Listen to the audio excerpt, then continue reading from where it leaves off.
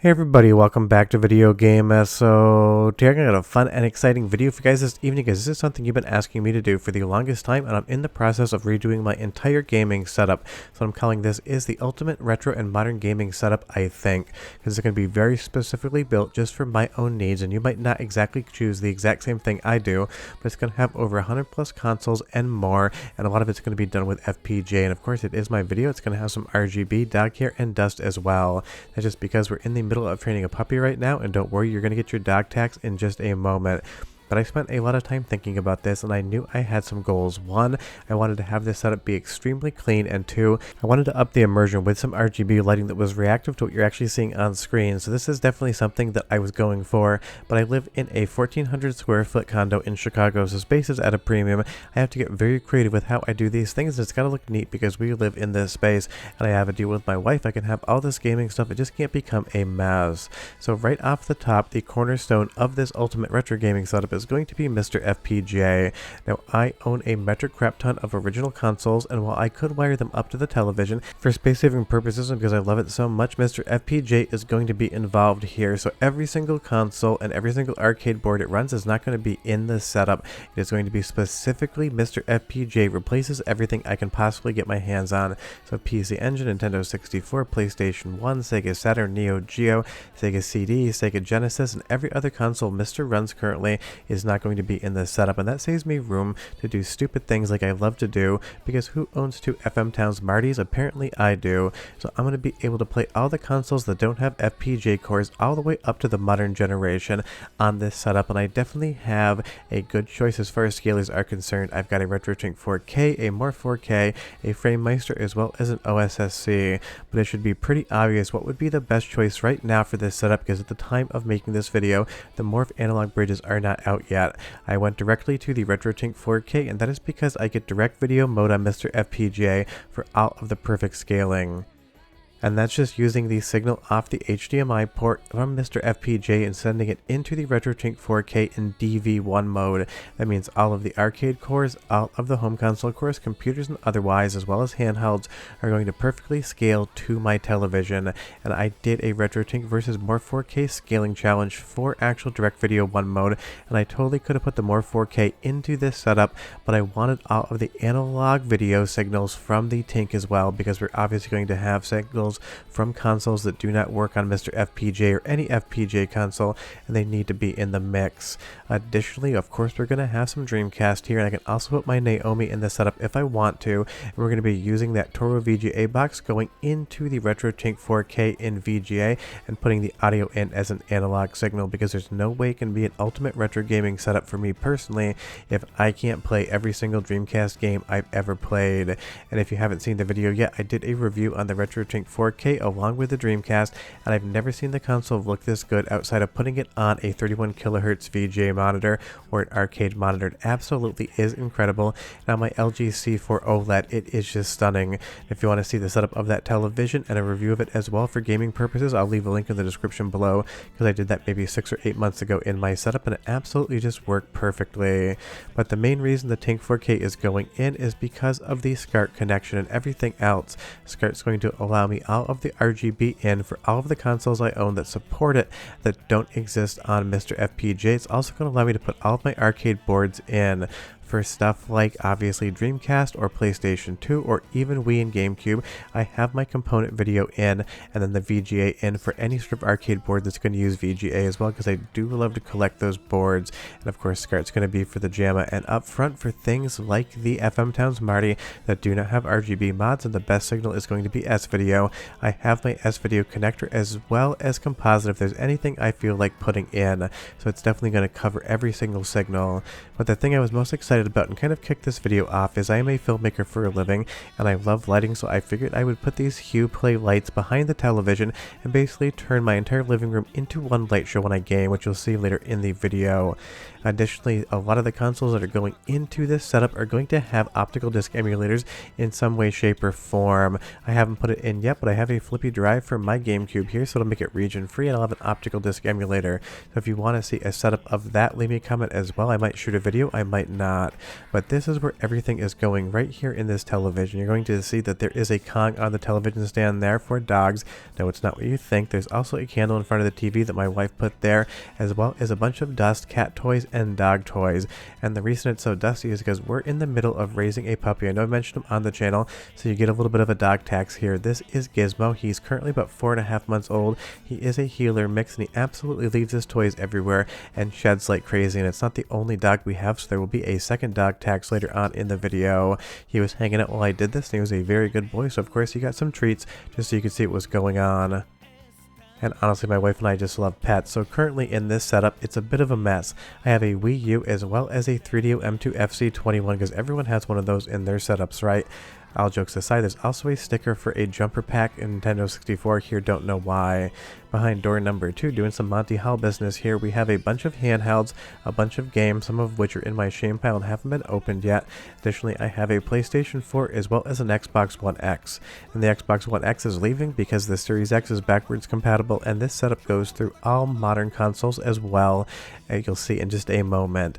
And I do love this TV stand. It is very clean and neat. And behind door number 3, well, I've emptied that out already. It needs a little bit of a dusting, but I've got a Playdate down there, as well as some controllers and apparently a Game Genie for a Sega Genesis, and apparently a couple power adapters as well, because trust me, this project has been a long time coming. I'm constantly capturing off this hardware, and I am setting this up so that I can capture in 4K off of my laptop as well, so I can just capture in my living room and stop taking things into the office. And of course, I'm going to have a PlayStation 3 as well as a Nintendo Switch back on the left-hand side of the TV because they fit there nicely, and around the corner, hiding just like I like it, I pulled it out a bit, is an Xbox Series X, so of course that's going to give me all my Xbox One X games as well, and again, definitely needs a good dusting. So this was the first door I wanted to work with. This is the right hand side of the TV stand. This is where I wanted the RetroTink, the MiSTer FPGA, and Direct Video 1 mode, and some of the other consoles where I didn't want to do long runs for the analog signals. Additionally, because I had some space left, I put a PlayStation TV in that is modded, so I'm going to have all of the PlayStation Vita games as well as all of the PSP games able to be played on real hardware. So behind door number 1 right here, we have all in 4K on an LG C4 OLED TV going into the HDMI. Of course, we're going to have a PlayStation Vita plus PSP game, so that's going to be a fun time. I do love them. And of course, we're going to have every core MiSTer FPGA has on it. That's going to be hundreds, and that definitely ups the amount of consoles on the setup. We're going to have the Dreamcast and 31 kHz VGA for the games that support it. Of course, we'll have 15 kHz as well, and we're going to have PlayStation 2 in component because I do want the entire run of PlayStation consoles available. And you can't really see, but the actual power strip controlling some of this is placed behind the consoles, and everything is plugged in and routed so that none of the cables have to sit on the floor. That's something I really wanted to work on here, and I definitely got like 95% of the way to the clean setup I wanted, but again, I can't really drill into the wall or do anything else because the walls are plaster. If you're wondering whether or not there's going to be a Sega Saturn in the setup, there is not, because SRG 320 gave us that core, but don't worry, I've got a plan for the ultimate PVM setup coming soon as well. Now, of course, I need to control all this, and it is a couch gaming setup, so I decided to go all 8-bit do as far as the controls are concerned.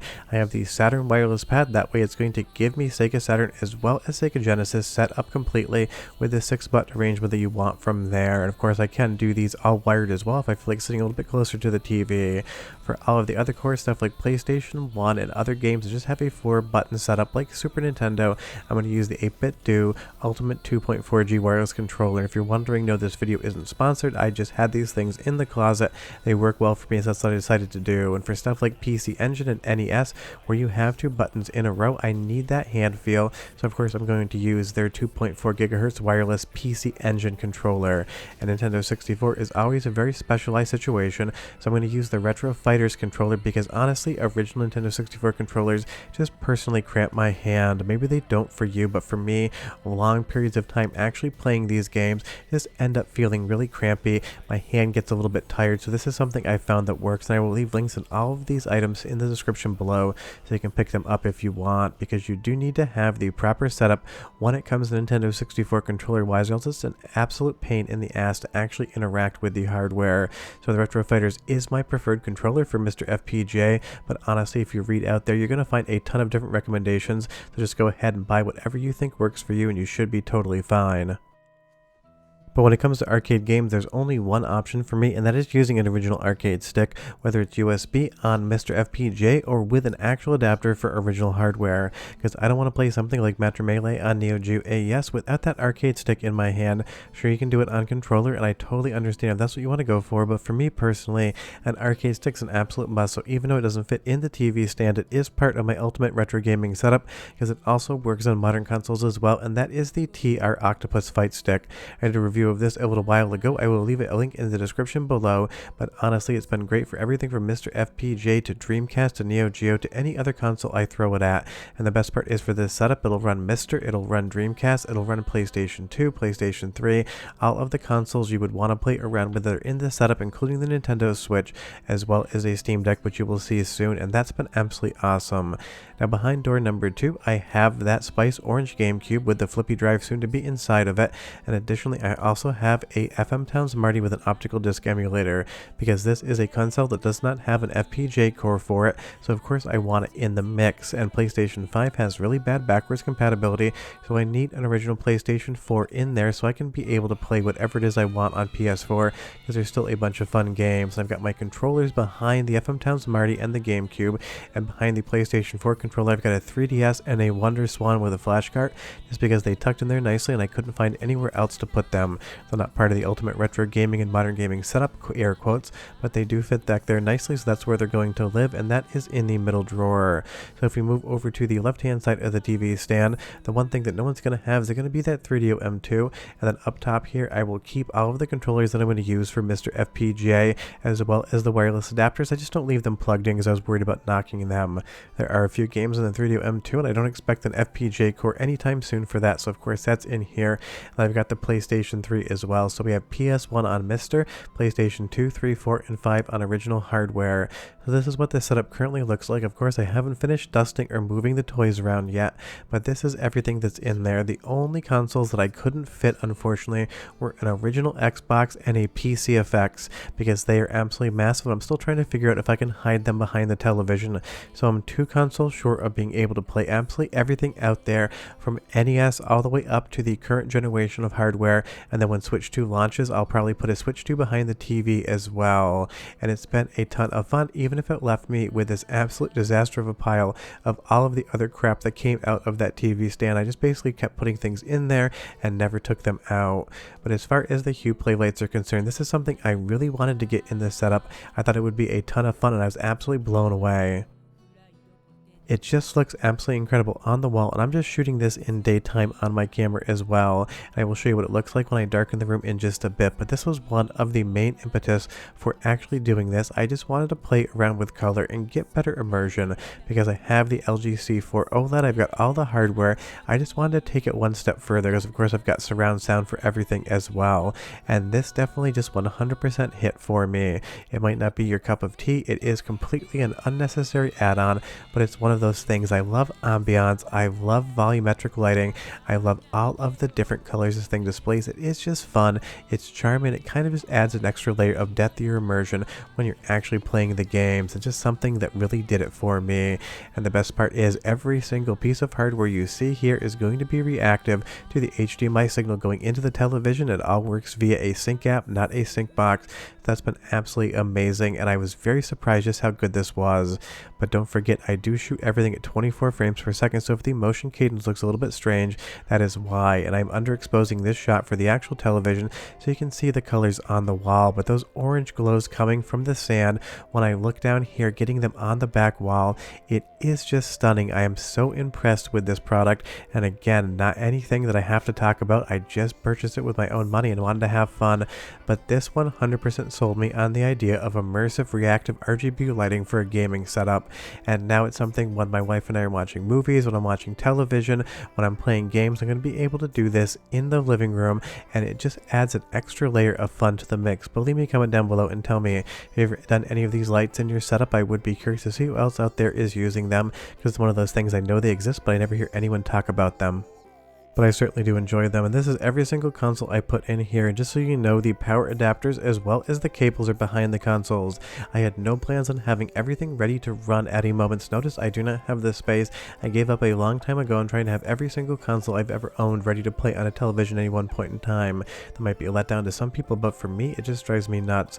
And of course, I want to have some PC gaming on here as well as the option to emulate stuff if I do want to. So of course, I'm going to put a Steam Deck on a dock in the mix as well, so I have all of the different Steam games in my library that'll run on a Steam Deck, as well as all the emulation options in case I do want to use that. But everything here is real hardware. There is no emulation whatsoever, and if you're going to go down below and say MiSTer FPGA's emulation, feed the algorithm, it just isn't.